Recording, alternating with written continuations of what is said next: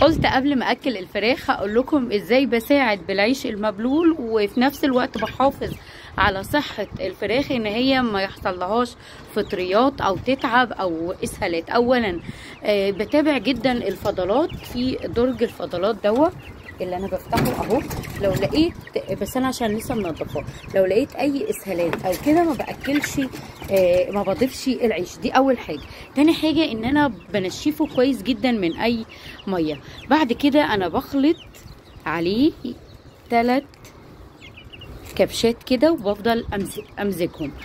نقطه مهمه جدا اني لازم كل 2-3 احط يعني زي ما انتم شايفين كده، مش عارفه باينه في الفيديو، ليمونيه مع الميه. طبعا مش بتتاكسد لانهم خلال ساعه بيشربوا الكميه دي.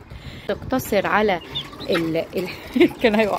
ما ينفعش تقتصر على العيش لوحده لانه يعتبر هو نسبه كربوهيدرات عاليه، ما فيهوش نسبه بروتين، فده بيؤدي الى وجود دهون زياده في الفرخه. وخاصه لو انت مربي ابيض مش هتلاقيها ترمي لحم معاك. لو انت اقتصرت مش هتلاقيها رمت لحم كتير لان نسبه الكربوهيدرات بتاعتها عاليه او ما فيهاش افاده كبروتين، فلازم تساعد بالبروتين. الحاجه دي مش هتضر مادام انت ما اعتمدتش عليها بشكل رئيسي.